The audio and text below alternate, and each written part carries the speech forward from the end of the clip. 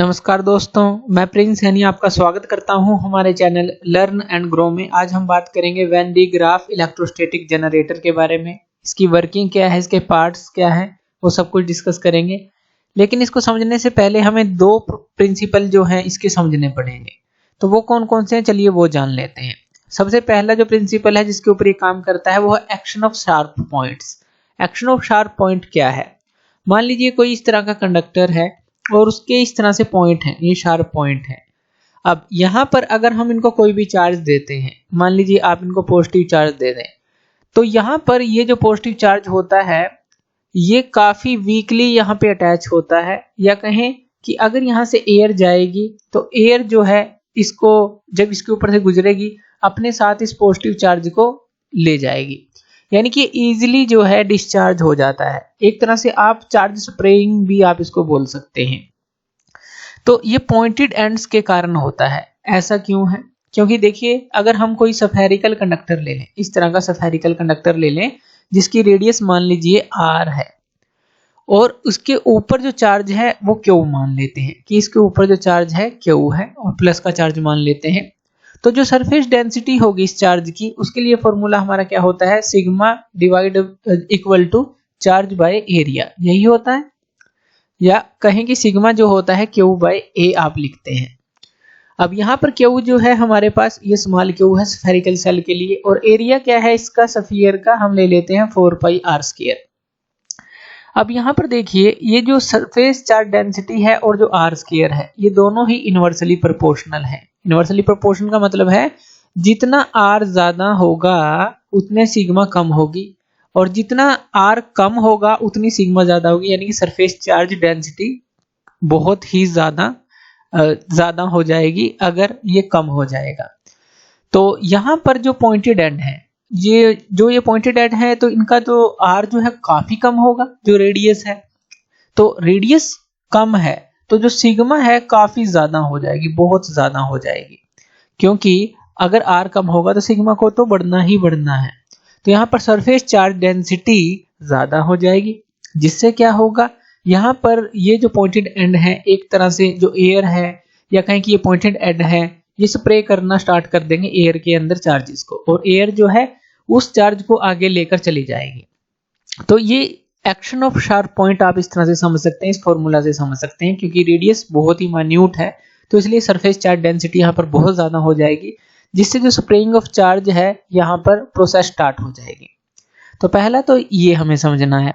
दूसरा एक प्रॉपर्टी होती है हमारे पास होलो कंडक्टर की। जब आप चार्ज देते हैं किसी भी होलो कंडक्टर को तो वो ट्रांसफर हो जाता है आउटर सरफेस पे और डिस्ट्रीब्यूट हो जाता है यूनिफॉर्मली उस सरफेस के ऊपर। अब यहाँ पर मान लेते हैं एक इस तरह का कोई होलो कंडक्टर है, स्फेरिकल सेल आपने ले ली, होलो है ये, और यहाँ पर आप इसको मान लीजिए प्लस Q चार्ज दें, तो ये प्लस Q चार्ज जो होगा इसके आउटर सरफेस पे यूनिफॉर्मली डिस्ट्रीब्यूट हो जाएगा। ये चीज हमें पता है। तो ये जो दोनों हमारी प्रॉपर्टी हैं, या कहें कि जो दोनों प्रिंसिपल हैं, वो Van de Graaff electrostatic generator में यूज होंगे, और इन्हीं के ऊपर ये बेस होता है, इन्हीं के ऊपर ये काम करता है। तो चलिए एक और चीज यहाँ पर समझ लेते हैं।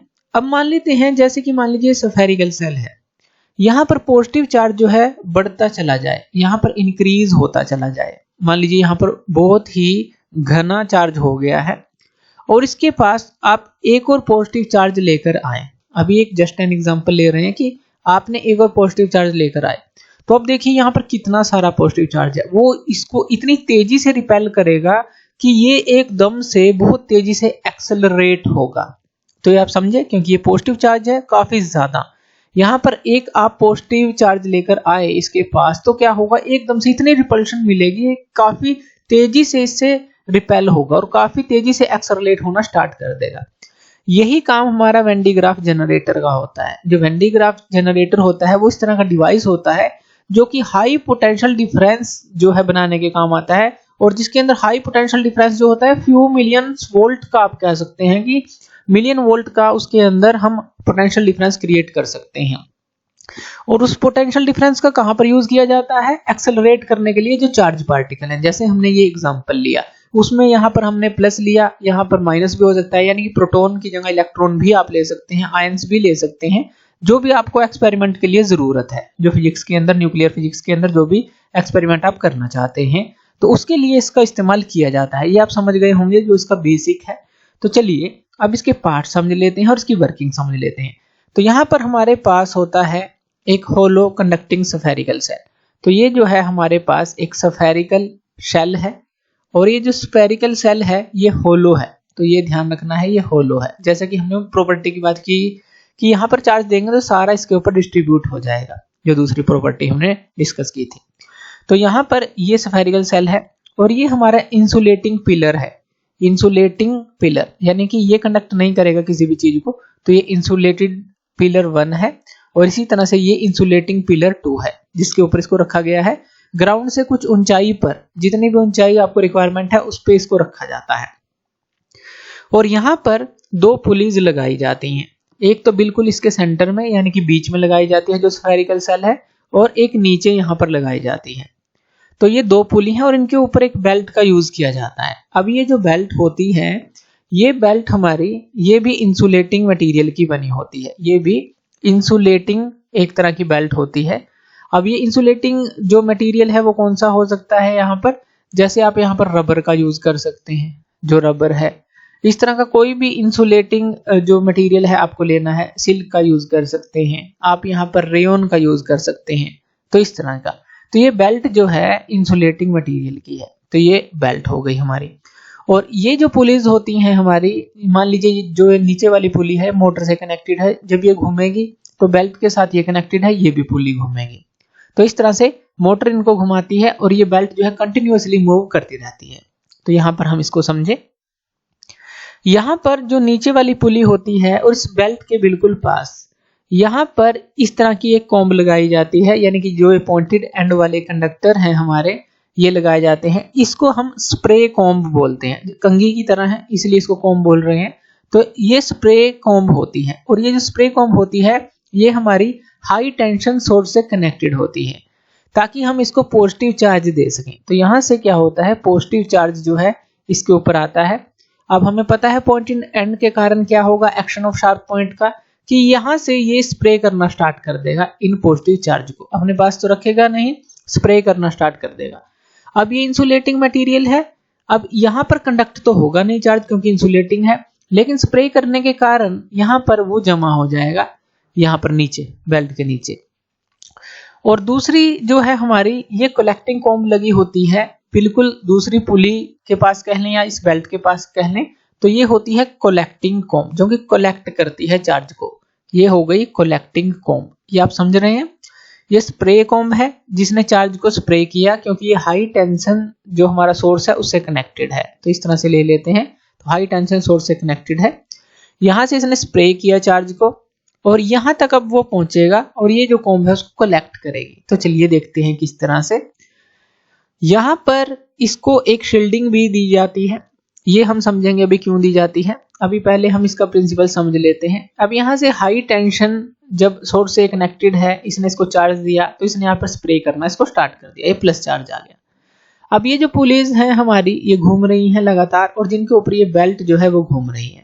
अब जब ये घूम रही है तो ये जो प्लस चार्ज है वो ऊपर की तरफ जाना स्टार्ट हो जाता है। ये तो लगातार स्प्रे कर रही है, तो ये घूम रही है, तो यहाँ पर ये इंसुलेटिंग जो बेल्ट है, तो इसलिए ये कंडक्ट तो करेगी नहीं, लेकिन ये वहीं पर जो स्टैटिक है उसको ऊपर की तरफ ले जाएगी। क्यों?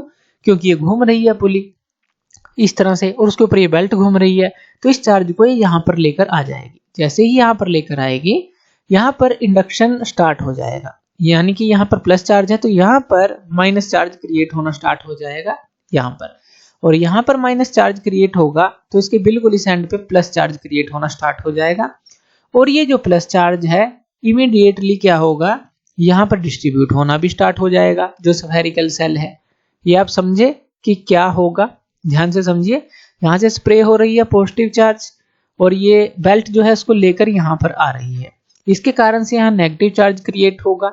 इस नेगेटिव के कारण से इसके बैक साइड पे अगर हम देखें, यहाँ पर पॉजिटिव चार्ज क्रिएट होगा जो हमारी कलेक्टिंग कॉम्ब है, और इसी कलेक्टिंग कॉम्ब के कारण यहाँ पर जो इससे कनेक्टेड है होलो स्फेरिकल सेल से, तो ये पॉजिटिव चार्ज सारा डिस्ट्रीब्यूट हो जाएगा। अब एक और काम यहाँ पर होगा, ये नेगेटिव चार्ज है और ये पॉजिटिव चार्ज है। अब यहाँ पर भी पॉइंटेड एंड है, तो जैसे ही नेगेटिव चार्ज यहाँ पर क्रिएट होता रहेगा, यहाँ पर भी ये इसको स्प्रे करना स्टार्ट कर देगा। अब ये नेगेटिव और पॉजिटिव जो है वो न्यूट्रल हो जाएंगे। न्यूट्रल होंगे तो क्या होगा, यहाँ पर जब ये बेल्ट वापस आएगी तो उसके पास कोई भी चार्ज नहीं होगा, ये अनचार्ज ही वापस आएगी। तो अनचार्ज वापस आएगी, फिर से यहाँ पर इसके कांटेक्ट में आएगी, यहाँ पर चार्ज को लेकर जाएगी। सेम जो है प्रिंसिपल जो है, सेम वर्किंग यहाँ पर चलती रहेगी और यहाँ पर इस स्फेरिकल सेल पर चार्ज बढ़ता रहेगा, इंक्रीज होता रहेगा। तो चार्ज बढ़ता रहेगा यानी कि पोटेंशियल बढ़ता रहेगा। ऐसा क्यों? क्योंकि हमें पता है जो स्फेरिकल सेल है उसकी कैपेसिटी का फॉर्मूला क्या होता है हमारे पास, वो होता है 4 पाई एप्सिलॉन r। अगर r को हम रेडियस ले लेते हैं इस स्फेरिकल सेल की। अब यहां से अगर हम v को निकालें, वो क्या होगा, पोटेंशियल q बाय c होगा। v इक्वल टू जो q है और c की इस वैल्यू को पुट कर दें 4 पाई एप्सिलॉन o r, ये होगा। यानी कि यहाँ पर जो है, अगर आप चार्ज को बढ़ाते चले जाएंगे, इंक्रीज करेंगे चार्ज को, तो यहाँ पर जो पोटेंशियल है v स्फेरिकल सेल का, वो भी तो इंक्रीज होगा। सिंपल बात है कि चार्ज बढ़ेगा तो पोटेंशियल भी बढ़ेगा। अब ये जो चार्ज हम बढ़ा रहे हैं, पोटेंशियल हम बढ़ा रहे हैं, इसका यूज क्या करेंगे? यहीं पर इसके हेड के पास एक हमारा आयन का सोर्स होता है। यहाँ पर नीचे की तरफ दिखा सकते हैं या यहाँ पर दिखा लीजिए। यहाँ पर आयन का सोर्स यानी कि जहां से पॉजिटिव आयन प्रोड्यूस होते हैं। जब ये पॉजिटिव आयन प्रोड्यूस होंगे और इसके एकदम से कांटेक्ट में आएंगे, जो ये इतना ज्यादा यहाँ पॉजिटिव चार्ज है, तो वो एकदम से एक्सेलरेट होंगे और जहां पर भी टारगेट है वहां पर आप उसको भेज सकते हैं। एक्सेलरेटेड पार्टिकल वहां पर टकराएंगे टारगेट से और पूरे एक्सेलरेटेड होंगे, तेजी से टकराएंगे। तो इसीलिए यहाँ आयन सोर्स लगाया जाता है इसके हेड के पास, ताकि इसका पूरा यूज कर सके पोटेंशियल का और वो एक्सेलरेट कर सके आयंस को। तो इस तरह से काम होता है। अब ये जो शील्डिंग है, ये शील्डिंग इसको प्रोवाइड की गई है, ये क्यों की गई है? देखिए, जैसे ही यहाँ पर जो चार्ज है एक्यूमुलेट होता रहेगा इसके ऊपर, तो यहाँ पर कुछ समय बाद यहाँ पर ये डिस्चार्ज होना स्टार्ट हो जाएगा। इस डिस्चार्जिंग को रोकने के लिए यहाँ पर ये शील्डिंग प्रोवाइड की जाती है और शील्डिंग के अंदर हमारी गैसेस यूज की जाती है। गैस कौन सी होती है? इसके अंदर आप नाइट्रोजन यूज करते हैं, हाई प्रेशर के ऊपर नाइट्रोजन यूज करते हैं, या फिर जो है मीथेन का यूज करते हैं। तो इन दोनों गैसेस का यूज करते हैं ताकि जो हाई प्रेशर से ये जो है हम जो इसकी डिस्चार्जिंग है उसको बचा सकें। तो इस तरह से ये जो जनरेटर है इसको एनक्लोज्ड किया जाता है और ये जो चैम्बर होता है ये हमारा स्टील का बना होता है। तो स्टील चैम्बर इसको प्रोवाइड किया जाता है और जिसके अंदर हाई प्रेशर पे नाइट्रोजन और मीथेन को भरा जाता है।